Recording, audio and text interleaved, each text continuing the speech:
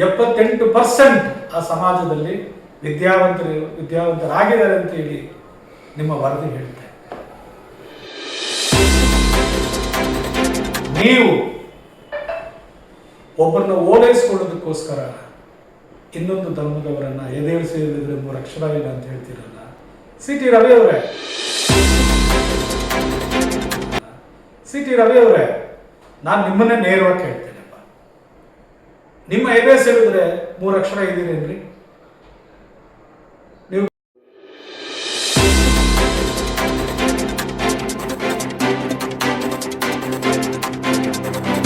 Sir ನಮಸ್ಕಾರ. ನಮಸ್ಕಾರ sir, ಇತ್ತೀಚೆಗೆ ಬಿಜೆಪಿ ರಾಜಕಾರಣಿ ಆಗಿರ್ತಕ್ಕಂಥ ಸಿ.ಟಿ. ರವಿ ಅವರು ನೀಟ್ ಪರೀಕ್ಷೆ ಬಗ್ಗೆ ಅವ್ರ ಪಕ್ಷವನ್ನ ಸಮರ್ಥಿಸಿಕೊಳ್ಳೋ ಸಂದರ್ಭದಲ್ಲಿ ಒಂದು ಧರ್ಮವನ್ನ ಒಂದು ಅವಹೇಳನಕರವಾಗಿ ಅವರು ಹೇಳಿಕೆ ಕೊಟ್ಟಿದ್ದಾರೆ. ಮುಸ್ಲಿಂ ಸಮುದಾಯವನ್ನ ಮುಲ್ಲಾಗಳು ಎದೆ ಸೇರಿದ್ರೆ 3 ಅಕ್ಷರ ಕೂಡ ಇಲ್ಲ, ಇಂಥವರು ನೀಟ್ ಪರೀಕ್ಷೆ ಬಗ್ಗೆ ಮಾತಾಡ್ತಾರ, ಹೋರಾಟ ಮಾಡ್ತಾರ ಅಂತ ಹೇಳಿ ಬಹಳ ವ್ಯಂಗ್ಯವಾಗಿ ಆಡಿದ್ದಾರೆ. ಅದ್ರ ಬಗ್ಗೆ ತಮ್ಮ ಪ್ರತಿಕ್ರಿಯೆ ಏನು ಸರ್? ಸಿ.ಟಿ. ರವಿರವರಿಗೆ ಮೊದಲನೇ ಬಾರಿಗೆ ಅವ್ರಿಗೊಂದು ನೆನಪಿಸ್ತಾರೆ. ಸಿ.ಟಿ. ರವಿರವರೇ, ಈ ದೇಶದ ಮೊಟ್ಟ ಮೊದಲನೇ ಬಾರಿಗೆ ಅಣುಬಾಂಬನ್ನು ತಯಾರು ಮಾಡಿ ಅದನ್ನು ಪ್ರಾಯೋಗಿಕವಾಗಿ ಪೊಕ್ರೈನಲ್ಲಿ ಅದನ್ನು ಟ್ರಯಲ್ ಮಾಡಿದ್ರಲ್ಲ, ಆ ಮಹಾವಿಜ್ಞಾನಿ ಯಾರಂತ ನಿಮ್ಗೆ ಗೊತ್ತಿದೆಯಾ? ಈ ದೇಶದ ರಾಷ್ಟ್ರಪತಿಗಳು ಕೂಡ ಸಹ ಆಗಿದ್ದರು. ಅಬ್ದುಲ್ ಕಲಾಂಜಿ ಅವರು ಕೂಡ ಒಬ್ಬ ಮುಸಲ್ಮಾನ್ ಸಮುದಾಯದ ಮುಲ್ಲಾಗಳಿಂದ ಬಂದಿರತಕ್ಕಂಥದ್ದು. ಹಾಗೇನೆ ಬಹಳಷ್ಟು ವಿಜ್ಞಾನಿಗಳು, ವಿದ್ಯಾವಂತರು ಇವತ್ತಿನ ಕಾಲಘಟ್ಟದಲ್ಲಿ ಅಜೀಂ ಪ್ರೇಮ್ಜಿ ಅಂತಕ್ಕಂಥ ವಿಪ್ರೋ ಸಂಸ್ಥೆ ನೋಡಿದಿರಲ್ಲ, ಅಜೀಂ ಪ್ರೇಮ್ಜಿ ಅವರು ಕೂಡ ಮುಸಲ್ಮಾನ ಮುಲ್ಲಾ ಸಮುದಾಯದಿಂದಲೇ ಬಂದಿರತಕ್ಕಂಥ. ಹೀಗೆ ಬಹಳಷ್ಟು ಜನರನ್ನು ನಾವು ಉದಾಹರಣೆ ಕೊಡ್ಬೋದು. ತಾವು ಕೇಳ್ತಿದ್ರಿ ಎದೆ ಸೇರಿದ್ರೆ 3 ಅಕ್ಷರ ಇದೆ ಅಂತೇಳಿ. ಇವತ್ತು ಕೇಂದ್ರ ಸರ್ಕಾರ ಬಿಡುಗಡೆ ಮಾಡಿರ್ತಕ್ಕಂತಹ ಎಜುಕೇಶನ್ ಎಷ್ಟು ಜನರಲ್ಲಿ, ಯಾವ ಸಮಾಜದಲ್ಲಿ ಎಷ್ಟೆಷ್ಟು ಮಟ್ಟಿಗೆ ವಿದ್ಯಾವಂತರಾಗಿದ್ದಾರೆ ಅಂತಕ್ಕಂಥದ್ದನ್ನು ಬಿಡುಗಡೆ ಮಾಡಿದೆ. ತಾವು ಅದನ್ನು ನೋಡಿದ್ದೀರಾ? 78% ಆ ಸಮಾಜದಲ್ಲಿ ವಿದ್ಯಾವಂತರಾಗಿದ್ದಾರೆ ಅಂತ ಹೇಳಿ ನಿಮ್ಮ ವರದಿ ಹೇಳುತ್ತೆ. ನೀವು ಒಬ್ಬ ವಿದ್ಯಾವಂತರಾಗಿದ್ದೀರಿ. ತಾವು ಮಾತನಾಡ್ತಕ್ಕಂಥ ಸಂದರ್ಭದಲ್ಲಿ ಮಾತು, ಪ್ರಜ್ಞೆ ಎರಡನ್ನೂ ಕೂಡ ಸರಿಯಾಗಿ ಇಟ್ಕೊಂಡು ಎಲ್ಲ ವಿಚಾರಗಳನ್ನ ತಿಳ್ಕೊಂಡು ಮಾತನಾಡಬೇಕು. ಒಂದು ಧರ್ಮವನ್ನು ಟೀಕೆ ಮಾಡೋದಂತಂದ್ರೆ ಇನ್ನೊಂದು ಧರ್ಮವನ್ನು ಶ್ರೇಷ್ಠ ಅಂತ ಹೇಳ್ತಕ್ಕಂಥದ್ದಲ್ಲ ರೀ. ಈ ಭಾರತದಲ್ಲಿ ಎಲ್ಲ ಧರ್ಮದವರಿಗೂ ಬದುಕತಕ್ಕಂಥದ್ದಕ್ಕೆ ನಮ್ಮ ಸಂವಿಧಾನ ಅವಕಾಶವನ್ನು ಮಾಡಿಕೊಟ್ಟಿದೆ. ನೀವು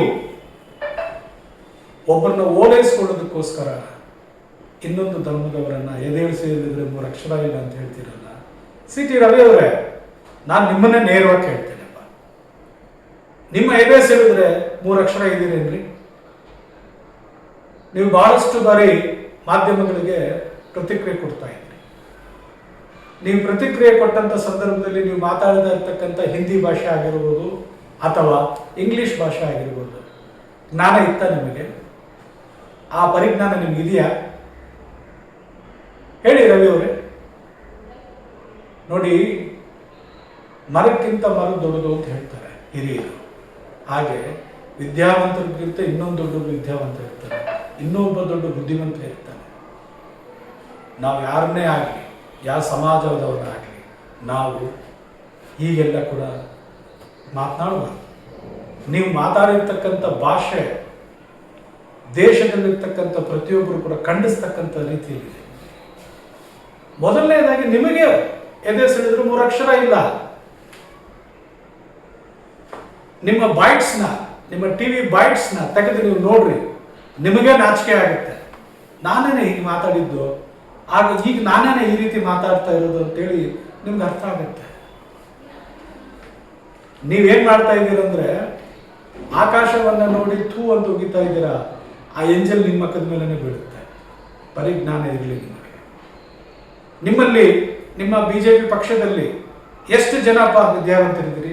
ಪರಿಪೂರ್ಣ ವಿದ್ಯಾವಂತರು ಎಷ್ಟು ಜನ ಇದ್ದೀರಿ? ಎಷ್ಟು ಜನ ನೀವು ಹಿಂದಿ ಮಾತಾಡಬಲ್ರಿ? ಎಷ್ಟು ಜನ ನೀವು ಇಂಗ್ಲಿಷ್ ಮಾತಾಡಬಲ್ರಿ? ಎಷ್ಟು ಜನ ನೀವು ಇತರೆ ಭಾಷೆಗಳನ್ನು ಮಾತಾಡಬಲ್ರಿ? ನಮ್ಮ ನಾಯಕರಿದ್ದಾರೆ. ಈಗಿನ ಕಾಂಗ್ರೆಸ್ಸಿನ ಅಧ್ಯಕ್ಷರಾದಂಥ ಬಿ ಕೆ ಹರಿಪ್ರಸಾದ್ ಅವರು, ಅವರೆಷ್ಟು ಜ್ಞಾನವಂತರು ನಿಮ್ಗೆ ಗೊತ್ತಿದೆಯಾ? ಯಾವುದೇ ವಿಚಾರವನ್ನು ಮಾಧ್ಯಮದ ಮುಂದೆ ಮಾತನಾಡುವಾಗ ಅಂಕಿಅಂಶಗಳನ್ನಿಟ್ಟು ಪ್ರತಿಯೊಬ್ಬ ನಾಯಕರನ್ನು ಕೂಡ ಗೌರವಯುತವಾಗಿ ಸಂಬೋಧನೆ ಮಾಡಿ ಮಾತಾಡ್ತಾರೆ. ಆ ಪರಿಜ್ಞಾನವನ್ನು ಕೂಡ ನಿಮ್ಗೆ ಇಲ್ಲವಲ್ರಿ. ನಿಮ್ಮ ಬಿಜೆಪಿ ಅಧ್ಯಕ್ಷ ವಿಜಯೇಂದ್ರ ರಾಹುಲ್ ಗಾಂಧೀಜಿಯವರ ಬಗ್ಗೆ ಏಕವಚನದಲ್ಲಿ ಮಾತಾಡ್ತಾರೆ. ರಾಹುಲ್ ಗಾಂಧೀಜಿನವರು ಏಕವಚನದಲ್ಲಿ ಮಾತಾಡ್ತಕ್ಕಂಥದ್ದಕ್ಕೆ ವಿಜಯೇಂದ್ರ ಅವರಿಗೆ ಯಾವ ಯೋಗ್ಯತೆ ಇದೆ? ಅವ್ರ ರೀತಿಯಲ್ಲಿ ದೇಶವನ್ನೆಲ್ಲ ಸುತ್ತು ಭಾರತ ಜೋಡೋ ಅಂತಕ್ಕಂಥದ್ದನ್ನು ಮಾಡಿ ಎಲ್ಲ ಸರ್ವ ಧರ್ಮವನ್ನು ಕೂಡ ಒಂದುಗೂಡಿಸ್ತಕ್ಕಂಥ ದಿಕ್ಕಿನಲ್ಲಿ ಇಡೀ ಕನ್ಯಾಕುಮಾರಿಯಿಂದ ಕಾಶ್ಮೀರವರೆಗೂ ಪಾದಯಾತ್ರೆ ಮುಖಾಂತರ ಭಾರತ ಜೋಡೋ ಅಂತಕ್ಕಂಥದ್ದು ಮಾಡಿದ್ರಲ್ವ. ಎಲ್ಲ ಸಮುದಾಯದ ಯುವಕರ, ವಯಸ್ಕರ, ವಿದ್ಯಾವಂತರ, ಅವಿದ್ಯಾವಂತರು, ರೈತರು, ದಲಿತರು, ಅಲ್ಪಸಂಖ್ಯಾತ ಎಲ್ಲ ಸಮಾಜದವರನ್ನು ಕೂಡ ಅವರೊಟ್ಟಿಗೆ ಬೆರೆತು ಅವರ ಕಷ್ಟ ಸುಖಗಳನ್ನು ತಿಳ್ಕೊಂಡು ದೇಶದಲ್ಲಿ ಮತ್ತೆ ನಾವು ಅಧಿಕಾರಕ್ಕೆ ಬಂದಾಗ ಹೇಗೆ ಇವರಿಗೆಲ್ಲ ಸ್ಪಂದಿಸಬೇಕು ಅಂತಕ್ಕಂಥ ರೀತಿಯಲ್ಲಿ ನಮ್ಮ ಮಧ್ಯೆ ನೀವೇನು ಕಂದಕ ತಂದಿಟ್ಟಿದ್ದೀರಿ, ಮುಸಲ್ಮಾನ, ಹಿಂದೂ, ಕ್ರಿಶ್ಚಿಯನ್, ಪಾರ್ಸಿ ಅಂತ ಹೇಳಿ ನೀವೆಲ್ಲ ಏನು ಕಂದಕ ತಂದಿಟ್ಟು ರಾಜಕೀಯದ ಬೇಳೆ ಬೇಯಿಸ್ಕೊಳ್ತಾ ಇದ್ದೀರಿ, ಇದನ್ನೆಲ್ಲ ಹೋಗಲಾಡಿಸಿ ಭಾರತದ ಮಕ್ಕಳು ನಾವೆಲ್ಲ ಒಂದು ಅಂತಕ್ಕಂಥದ್ದಕ್ಕೆ ರಾಹುಲ್ ಗಾಂಧೀಜಿಯವರು ಹಿಂದೆ ನಡೆಸ್ಕೊಟ್ಟಂಥ ಭಾರತ್ ಜೋಡೋ ಕಾರ್ಯಕ್ರಮ ಇದಕ್ಕೆ ನಿಮಗೆ ಒಳ್ಳೆ ಉದಾಹರಣೆ. ಏಕವಚನದಲ್ಲಿ ಮಾತಾಡಿದ ತಕ್ಷಣ ನೀವು ದೊಡ್ಡವರಾಗೋದಿಲ್ಲ. ನಿಮ್ಮ ಮಾತು, ನಿಮ್ಮ ಸಂಸ್ಕಾರ ನಿಮ್ಮನ್ನು ದೊಡ್ಡ ವ್ಯಕ್ತಿಯನ್ನು ಮಾಡ್ತದೆ. ಮೊದಲು ನೀವು ಸಿ ಟಿ ರವಿ ಅವರೇ ಮತ್ತು ನಿಮ್ಮ ಪಕ್ಷದ ಅಧ್ಯಕ್ಷರಾದ ವಿಜಯೇಂದ್ರ ಅವರೇ, ನೀವು ಇದನ್ನು ಅರ್ಥಕೋಬೇಕು.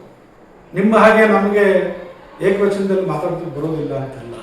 ನಮ್ಮ ಕಾಂಗ್ರೆಸ್ಸಿನ ಸಂಸ್ಕೃತಿ ಏನು ಅಂತಂದರೆ ಮೊದಲು ಹಿರಿಯರು ಕಿರಿಯರು ಅಂತಕ್ಕಂಥ ಗೌರವ ಕೊಡಬೇಕು ಅಂತಕ್ಕಂಥದ್ದು ನಮ್ಮ ಪಕ್ಷದಲ್ಲಿ ಕಲಿಸ್ಕೊಟ್ಟಿದ್ದಾರೆ. RSS ಸಂಸ್ಕೃತಿ ಕೈಲಾಗದೇ ಇದ್ದಾಗ ಮೈ ಪರ್ಚ್ಕೊಳ್ತಾರಲ್ಲ, ಆಗ ಏಕವಚನದಲ್ಲಿ ಅಂತಕ್ಕಂಥದ್ದನ್ನ ಸಂಸ್ಕೃತಿ ನಿಮಗೆ RSS ಹೇಳ್ಕೊಟ್ಟಿದೆ. ನಮ್ಮ ಕಾಂಗ್ರೆಸ್ ಸಂಸ್ಕೃತಿ ಹಿರಿಯರು ಕಿರಿಯರು ಬಡವರು ಎಲ್ಲರೂ ಒಂದೇ ಅಂತಕ್ಕಂಥ ಭಾವನೆನ ನಮ್ಮ ಕಾಂಗ್ರೆಸ್ ಮನೆಯಲ್ಲಿ ನಮಗೆ ಕಳಿಸಿರ್ತಕ್ಕಂಥ ಸಂಸ್ಕೃತಿ ಇದು. ನೀವು ಇದನ್ನೆಲ್ಲ ಮಾತನಾಡುವಾಗ ವಿಶೇಷವಾಗಿ ವಿಜಯೇಂದ್ರ ಅವರೇ, ರಾಹುಲ್ ಗಾಂಧೀಜಿಯವರ ಬಗ್ಗೆ ನೀವು ನೀಟ್ ಪರೀಕ್ಷೆ ಬಗ್ಗೆ ಮಾತನಾಡಬೇಕಂತ ಸಂದರ್ಭದಲ್ಲಿ ಅವ್ರನ್ನ ಬಹಳ ಕಟುವಾದ ಭಾಷೆಗಳಲ್ಲಿ ಏಕವಚನದಲ್ಲಿ ನೀವು ಮಾತನಾಡಿದ್ದೀರಿ. ತಪ್ಪಿದು. ನೀವು ಮೊದಲನೇದಾಗಿ ರಾಹುಲ್ ಗಾಂಧೀಜಿಯವರಿಗೆ ಈ ಮೂಲಕ ಕ್ಷಮೆ ಕೇಳಬೇಕು ಅಂತೇಳಿ ನಿಮ್ಮನ್ನು ನಾನು ಒತ್ತಾಯ ಮಾಡ್ತೀನಿ. ನಿಮ್ಮ ನಡೆನ ಬದಲಾವಣೆ ಮಾಡಿ, ನಿಮ್ಮ ನುಡಿನ ಬದಲಾವಣೆ ಮಾಡಿ. ರವಿಯವರೇ, ಇನ್ನು ಮೇಲೆ ನೀವು ಭಾಷೆನ ಕಲೀರಿ. ನಿಮ್ಮ ಎದೆಯಲ್ಲಿ 3 ಅಕ್ಷರಗಳನ್ನು ತುಂಬಿಕೊಡಿ. ನಂತರ ನೀವು ಇನ್ನೊಬ್ಬರಿಗೆ ಹೇಳಬೇಕು. ಎಲ್ಲ